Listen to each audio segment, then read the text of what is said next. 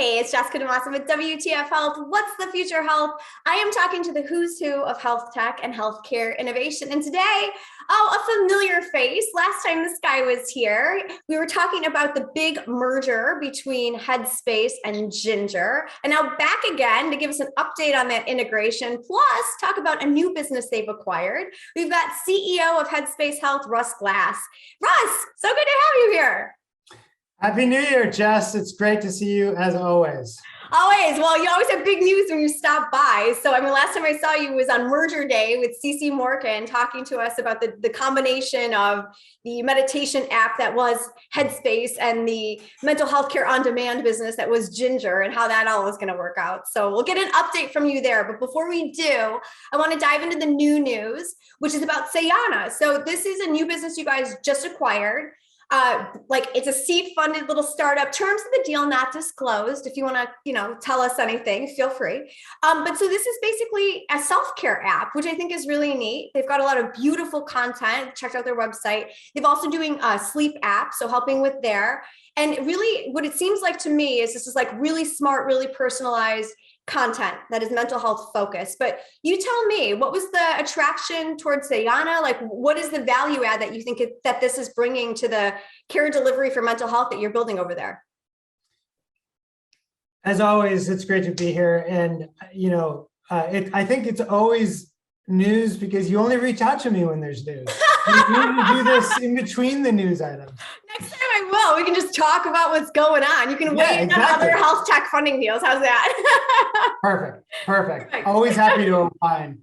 Sayana, we're extremely excited about. I mean, there are millions of people around the world that have these significant mental health needs. And, they fill a very interesting part of the ecosystem. If you look at the platform they've built, like you mentioned, it's elegant content, beautiful experiences. It's focused on a AI-based, you can think of it like chat-based CBT or cognitive behavioral therapy, CDBT, dialectical behavioral therapy, and CACT or acceptance commitment therapy. And they've just done such a wonderful job with it. And if you think about what we have as Headspace Health, you've got Headspace, which is, again, elegant, incredible meditation and mindfulness content, really thinking about preventative side of mental health.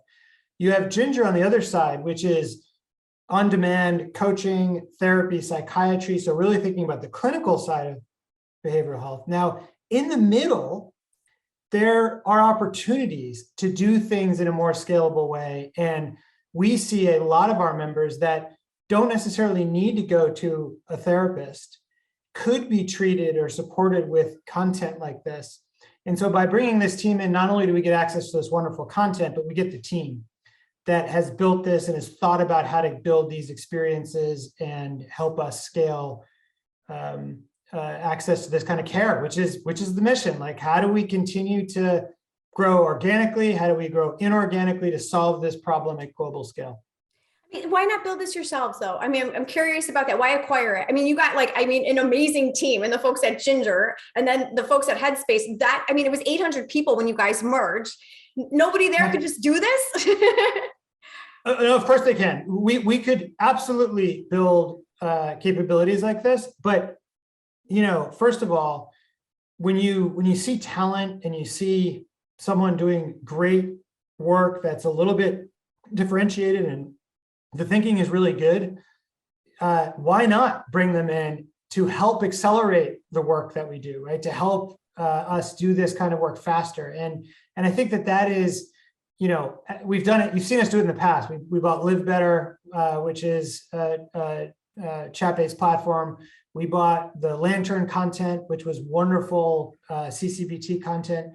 And we'll continue to do that as we scale, look for opportunities to take this platform and reach and plug great capabilities into.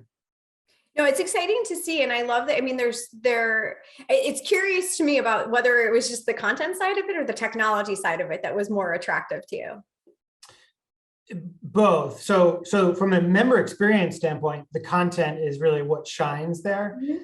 But if you look under the covers and you look at the technology, there is an immense amount of really smart thinking They have a journaling capability where they will actually bring in content from the member and use that to predict care pathways and predict what kind of capabilities that those members are going to need. And, when you think about them doing that over a few 100,000 users and building these great AI pathways, now we can take that and apply it to our tens of millions of users to help us, again, scale that more quickly, make it more accurate, have that flywheel spin faster so that we can improve the care that we provide with each session that we provide it. Okay, so after fading into the sunlight, actually, it was like I was an angel that descended down from heaven, and we decided to change the view here, WTF sunlight, and jump back into the conversation. Russ, thanks for rolling with me while we changed directions here. Appreciate your patience.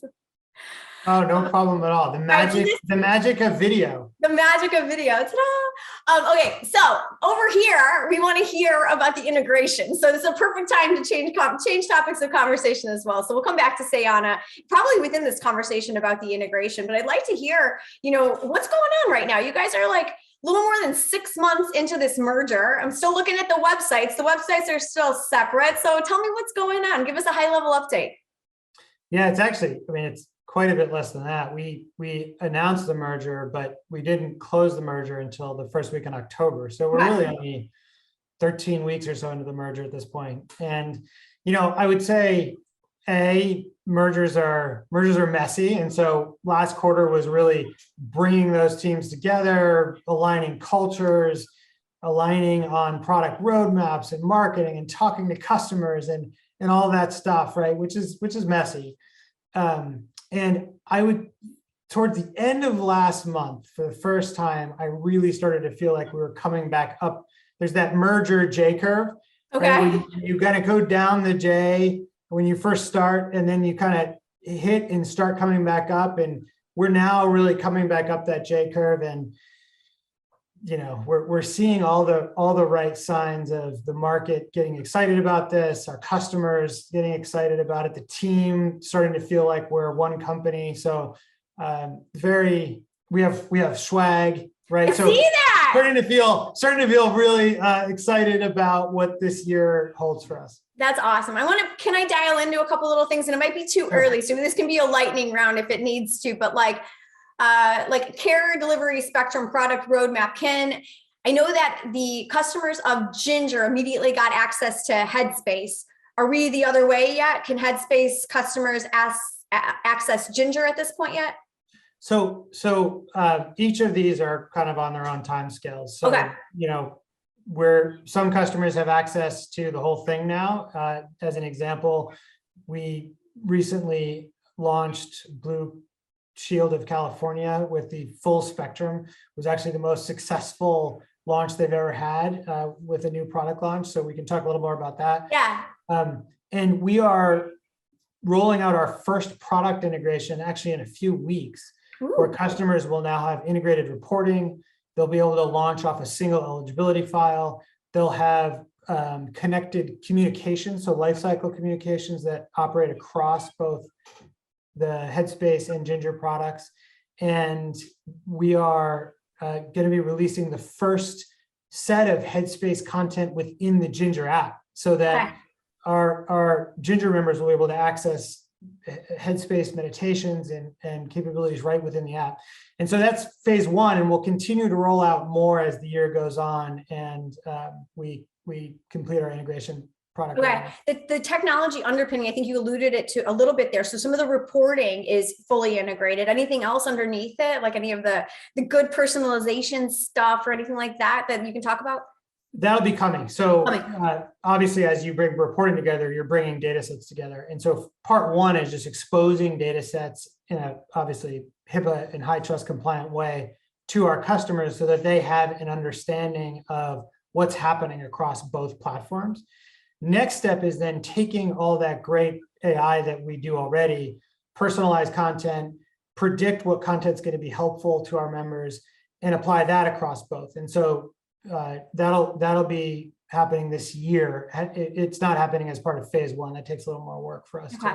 Well, I see where Sayana is going to fit right into that whole mix of things. So I'm sure there's some brilliant tech minds that came along with that deal. Speaking of the brilliant minds, how's the cultural integration going? I mean, I think as we in health tech have been watching M&A happen over the past year at a pace that is pretty precedent setting. I think we've been watching how some of these mergers and acquisitions are going. So can you say a little bit about the cultural fit there? How are things going with the teams? Like I said, 800 people I remember from when we spoke with Cece about the combined number of employees. Pretty big.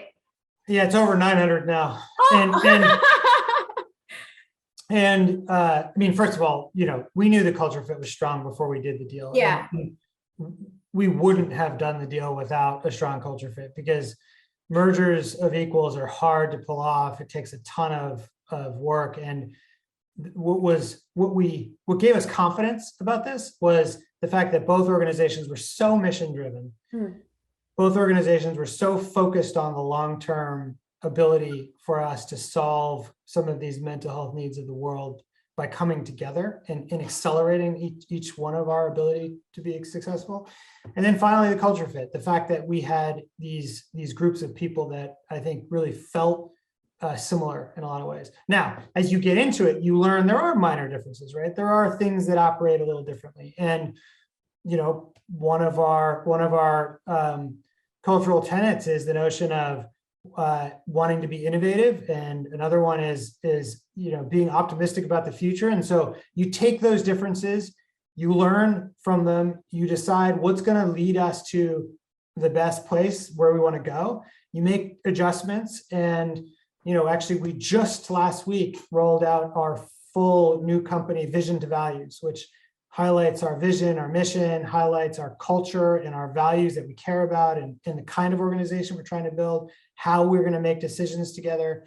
And, to be able to do that in 3 months after coming together is super exciting, because it really gives us a roadmap for where we're going here. All right. And I know one of those important, one of the important values that you guys bring into this digital mental health space has always been fighting for really affordable mental health care that is very accessible. And so, I do want to ask about as you keep adding more things, how do you make sure the price doesn't go up for this stuff? It's like the Headspace subscription, the Sayana subscription model, as you're building on and you're, bolting on things and offering more services, how do you stay true to that? Let's make this as affordable as possible mantra.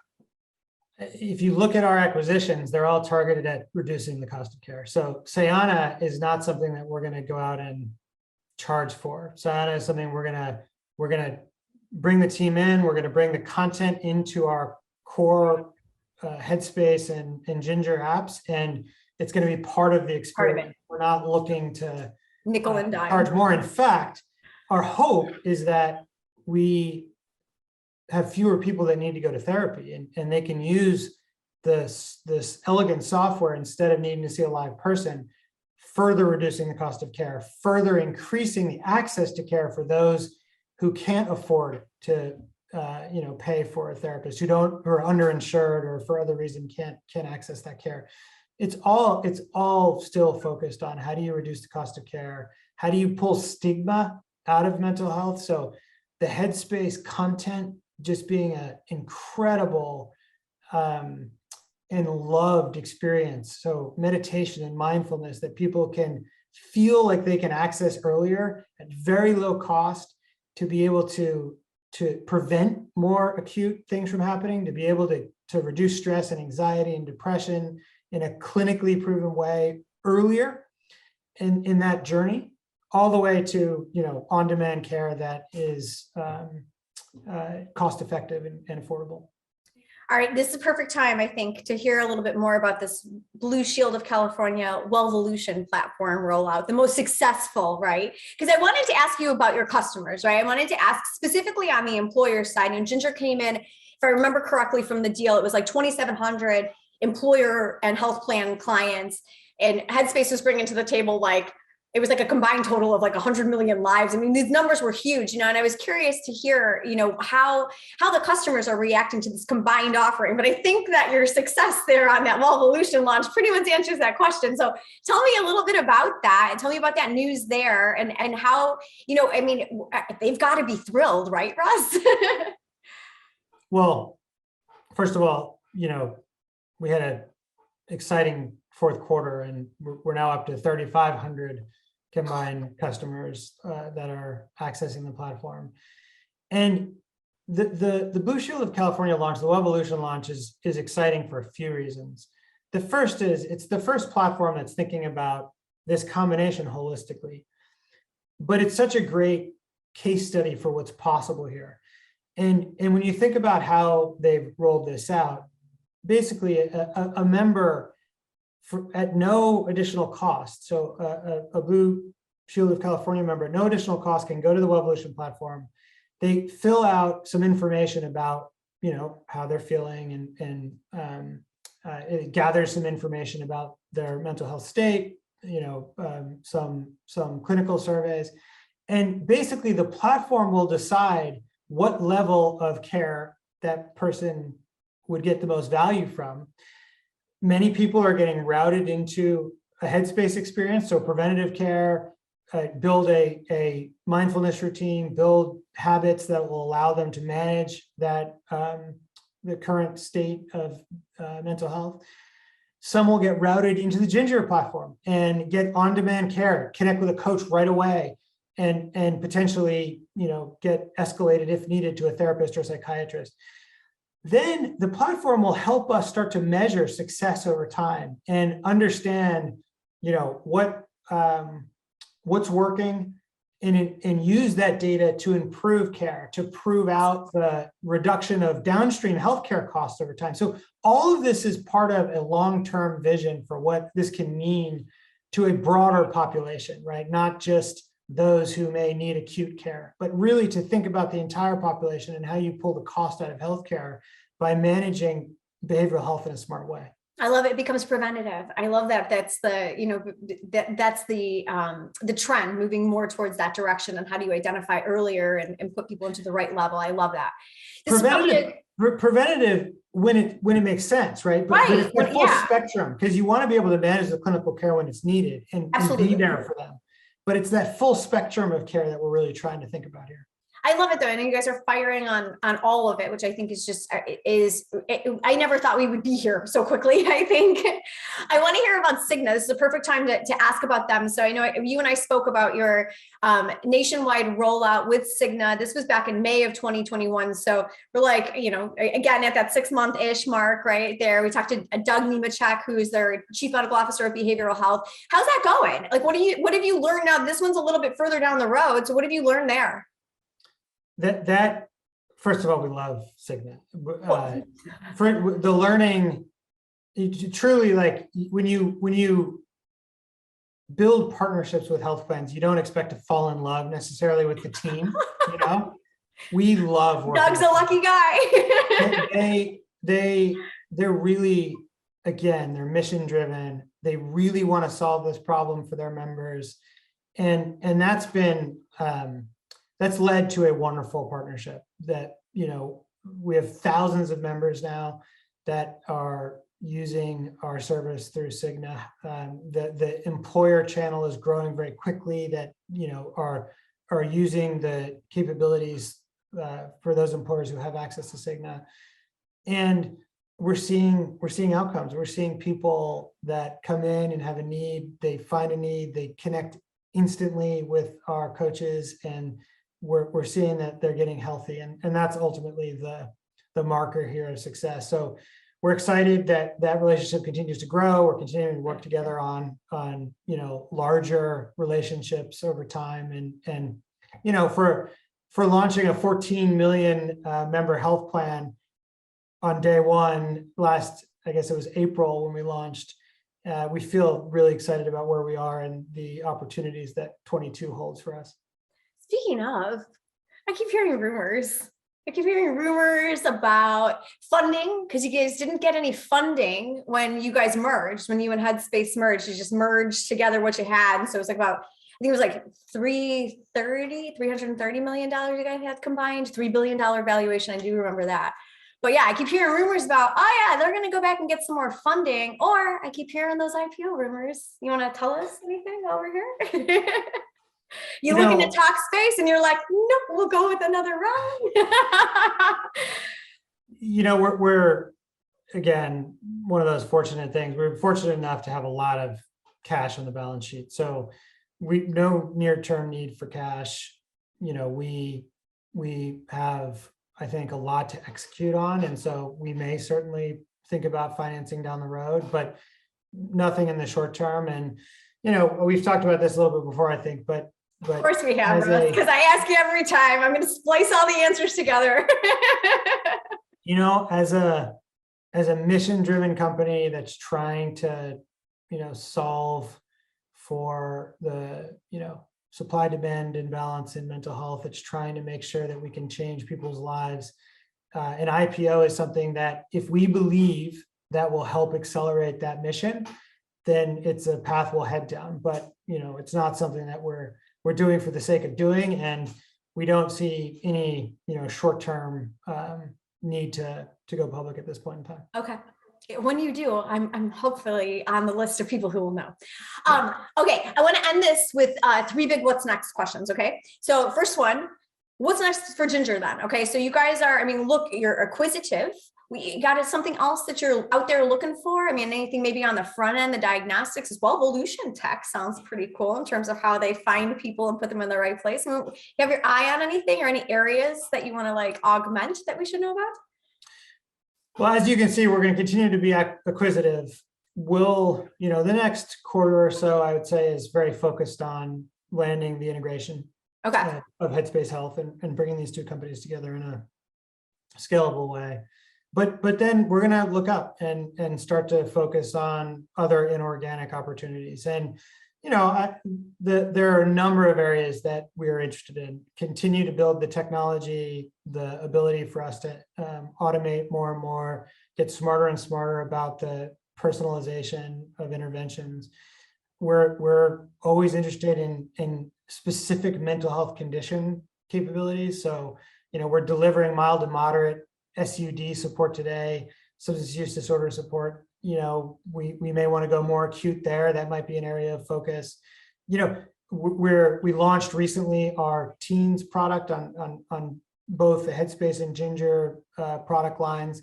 We'll continue to expand there. So there'll be investments to continue to handle those populations. We're also quite international now. So, we're delivering solutions in 190 countries right now. And so international is an area of quite a bit of focus, and we think significant growth. And so that could be an area for inorganic growth for us as well.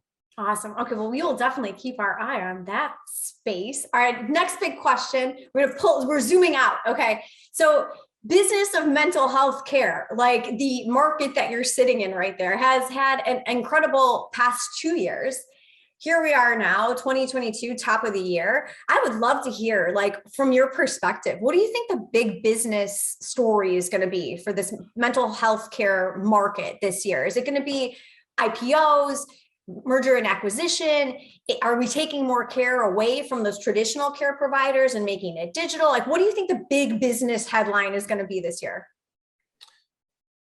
That's a good question. I think, first of all, it is certainly a year where a lot of the digital interventions that, had sort of forced acceleration because of the pandemic are going to start to come of age. And you see that with, the funding that's out there. You see that with the large mergers like Headspace Health.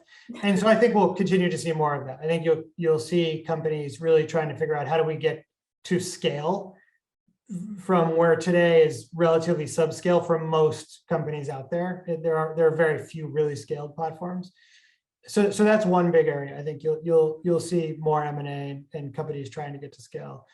I think there's another there's probably a reckoning for those who won't make it, and because I think you've seen a ton of funding go in.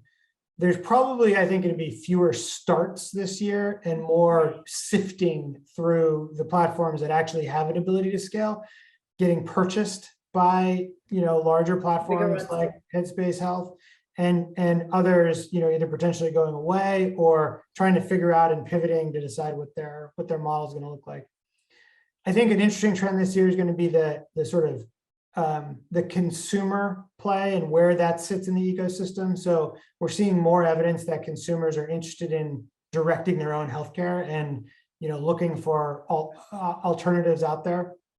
One of the things that we were very interested in with Headspace Health is, now that we have a large consumer brand and trust by consumers and a destigmatized, effect to our brand, we think that becomes an interesting flywheel for us to drive consumers ultimately into more and better care environments. So as they have a need, we can score that need, we can understand, what kind of care would be most helpful to them and make sure they're getting access to that care over time. This year, we're going to be very focused on the enterprise side of that, so the B2B side of that. Okay. But as we learn, we see opportunities to bring that to the consumer space as well, which I think is a very exciting opportunity because absolutely the ability to reach these millions of people who are accessing us today for mindfulness and meditation, but there's a good percentage of them that could use more care and that could use more than just prevention. And that's a big opportunity for us to really, scale out the number of people who can access these great services. All right, speaking of the rise of the consumer, last big picture question for you. I mean, I feel like, as you said, it's like these people have been looking towards mental health more and more as this pandemic has gone on and on. And, there's a lot of like self-directed stuff out there. And there's a lot of different consumers who are turning into, healthcare consumers who are turning into patients turning into consumers, that whole bundle.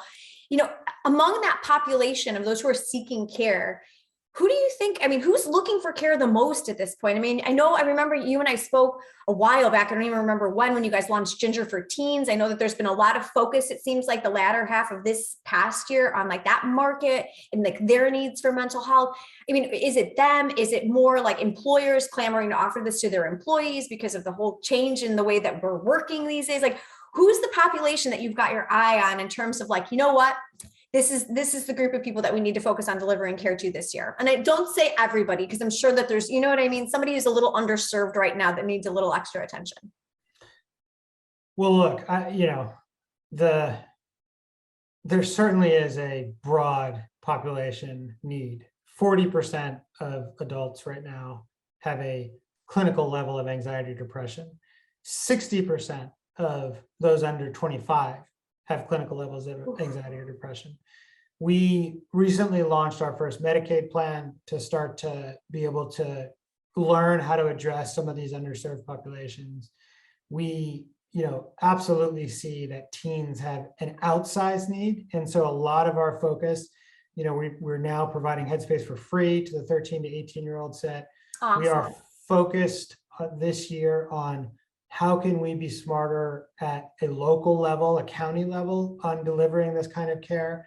So you'll see us start to do some interesting things in terms of addressing, both the younger populations as well as some of the local government populations this year. And that's an exciting area of focus, just given the intense need. In fact, there's a survey that came out recently, the US mayoral survey. Mental health is the #1 concern that mayors have right now. And so, it's something that we want to make sure that we at least have a deep understanding of how to address, if not, really aggressively starting to tackle it in the near term. All right, Russ. Well, thank you for stopping by and chatting with us for this wide-ranging conversation, everything from Sayana to this Wellvolution Blue Shield of California launch to like, future casting for us into 2022. You'll have to come back.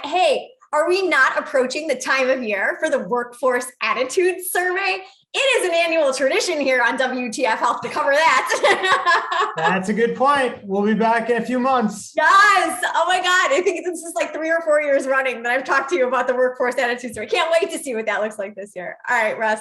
We'll check back in with you then, unless there is some other big news in between now and then. But thank you as always for stopping by and spending the time with us and helping us really understand what's going on, not only with Headspace Health, but also, more broadly what some of the big movements are in this mental health care space, both on the provider side, the payer side, and the consumer side. So it's always so fascinating to talk to you. Thank you.